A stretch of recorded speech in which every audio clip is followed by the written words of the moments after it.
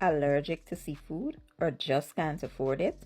Don't panic. Let me share this delicious wing boil recipe you can make instead. Let's get into it.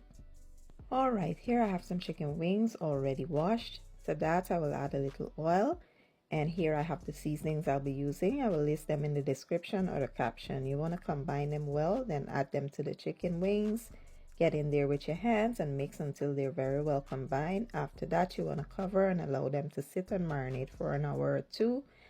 Then you will place them into an air fryer and fry them for about 20 minutes on 360 degrees Fahrenheit. This is how they look once they are done. We will remove them and proceed with the next batch. Next, I will go ahead and boil the rest of my ingredients. I will use the same seasonings I use for my chicken. Like I said, the ingredients and measurements will be listed in the caption or the description.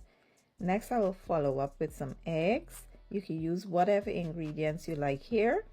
And I will add some small petite potatoes and some andouille sausage. I will cover this and allow it to go for about 7 minutes or so. Then we will add some corn here. I don't like overcooked mushy corn, so I add it in the last 5 minutes. Cover it and let it continue going. Now let's prepare a quick sauce. To a skillet I added some butter, some grated garlic. Allow that to go until the butter melts. Once it melts, you want to come in with some buffalo sauce, some hot sauce, and some honey. Now I also took a little bit of the liquid that we boiled the stuff in. That will add great flavor to the sauce without having to add any seasoning.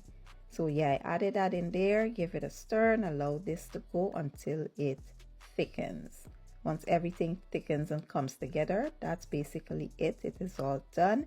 Now we can get ready to assemble everything. So once everything was done, I added a little bit of paprika over top, just for a pop of color and brightness. And then in with our sauce, pour it all over. You can toss it if you like. And then I top it off with some dried parsley. I was about to say fresh parsley, but I didn't have any, so I went in with dried parsley. And that's basically it. Our wing boil is all done. When I tell you this was amazing, I think I like this better than the seafood boil. Trust me, it was so good. The chicken was juicy and perfectly cooked. You guys will not regret trying this. Give it a try. Let me know what you guys think. I will leave all the ingredients and measurements in the description or the caption, and I'll see you guys in my next one. Thank you for watching and enjoy.